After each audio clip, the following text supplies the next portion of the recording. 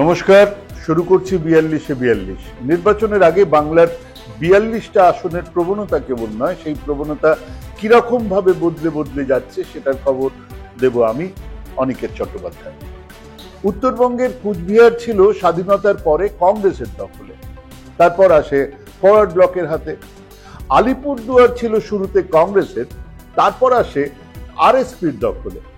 আর জলপাইগুড়িতে কংগ্রেসের হাত থেকে ব্যাটন এসেছিল কমিউনিস্ট পার্টির হাতে। ১৯৮০ থেকে ২০০৯ পর্যন্ত এই আসন ছিল সিপিআইএম এর হাতে।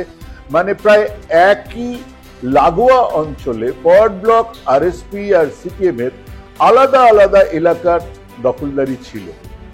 এবং বাম জামানার এই দুর্ভেদ্য দুর্গগুলো ২০০৯-এর পর থেকে ভেঙে পড়তে শুরু করলো।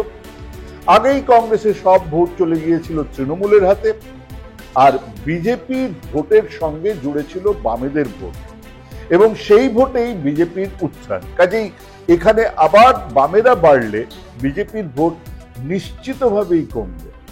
কিন্তু আপাতত উত্তরবঙ্গে বামেদের ঘুরে দাঁড়ানোর কোনো ইশারা ইঙ্গিত আমরা অন্তত দেখতে পাচ্ছি না। অথচ চা বাগানের শ্রমিক, তাদের ক্রমশ খারাপ হতে থাকা আর্থিক অবস্থা এক বিরাট সময় জুড়ে বাম আন্দোলন এবং সংগঠনের কেন্দ্র হয়ে দাঁড়িয়েছে। সাগিনা মাহাতো মনে পড়ে যাবে সবার। এখন চা বাগান উঠেই যাচ্ছে, বন্ধ হয়ে গেছে, ধুঁকছে, কিন্তু বাম আন্দোলন গড়ে তোলার মতো নেতৃত্ব নেই। আজ উত্তরবঙ্গের জলপাইগুড়ি আসন নিয়ে আলোচনা। এই আসন ১৯৬২ থেকে ১৯৭১ পর্যন্ত ছিল কংগ্রেসের হাতে। ৭৭-এ প্রাক্তন কংগ্রেসের নেতা খগেন্দ্রনাথ দাশগুপ্ত জনতা দলের প্রার্থী হয়ে জিতেছিলেন।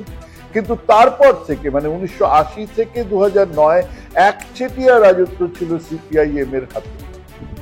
তারপর বামেদের উবে যাওয়ার ইতিহাসটা দেখুন।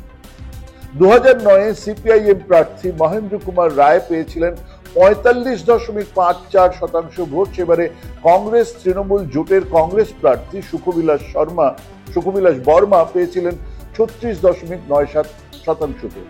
বিজেপি পেয়েছিল মাত্র ৯.৭৫% ভোট। ২০১৪-তে তৃণমূল কংগ্রেস জোট ছিল না, তৃণমূল জিতেছিল, পেয়েছিল ৩৮% ভোট। সিপিএম পেয়েছিল ৩২.৬৫% ভোট, মানে ১২.৮৯% ভোট কমেছিল। বিজেপির ভোট বেড়েছিল, তারা পেয়েছিল ১৭% ভোট। আর কংগ্রেসের সেই একদা আমলা ভাওয়াইয়া গায়ক সুখবিলাস বর্মা পেয়েছিলেন মাত্র ৬.৭৩% ভোট। মানে কংগ্রেসের ভোট প্রায় পুরোটাই তৃণমূল পেয়েছিল, খানিক বামেদের ভোটও পেয়েছিল।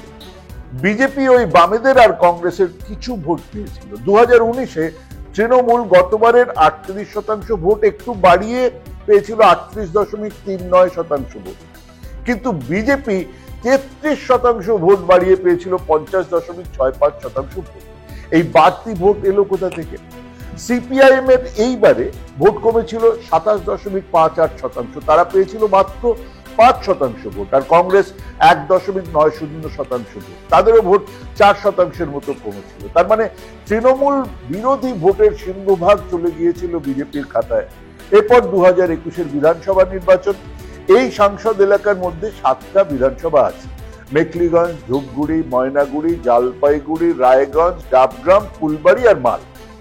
ধূপগুড়ি বিধানসভার উপনির্বাচনের পরে এখন খেলার ফলাফল ৫-২। ময়নাগুড়ি আর ডাবগ্রাম, ফুলবাড়ি আছে বিজেপির হাতে, আর ধূপগুড়ি, মেখলিগঞ্জ, জলপাইগুড়ি, রায়গঞ্জ আর মাল আছে তৃণমূলের হাতে। মানে লোকসভার বিজেপি এগিয়েছিল ৬টা আসনে, বিধানসভাতে এসে সেই শক্তি খুইয়েছে। এরপরে ২০২৩-এর পঞ্চায়েত নির্বাচন। জলপাইগুড়ি জেলার ফলাফলের দিকে চোখ রাখা যাক। জেলা পরিষদে ২৪টাতেই তৃণমূল, পঞ্চায়েত সমিতির ৯টাতেই তৃণমূল, আর গ্রাম পঞ্চায়েতে ৮০টার মধ্যে ৬৬টা তৃণমূলের হাতে, মাত্র ৮টা বিজেপির হাতে। ৬টা আসন ত্রিশঙ্কু ছিল, তারা প্রত্যেকেই দিদিমণির উন্নয়ন যোগে ঝাঁপ দিয়েছে, এ কথা বলাই বাহুল্য। তার মানে সব দিক থেকেই তৃণমূল এখানে এগিয়ে।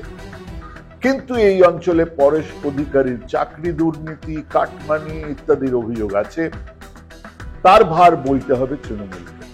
যদিও ধূপগুড়ির জয় তাদের মনের জোর বাড়িয়েছে।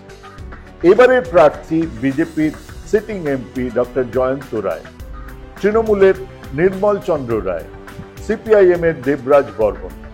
বামেদের প্রচারও দেখা যাচ্ছে, কিন্তু তা বাকি দুজনের তুলনায় কিছুই নয়।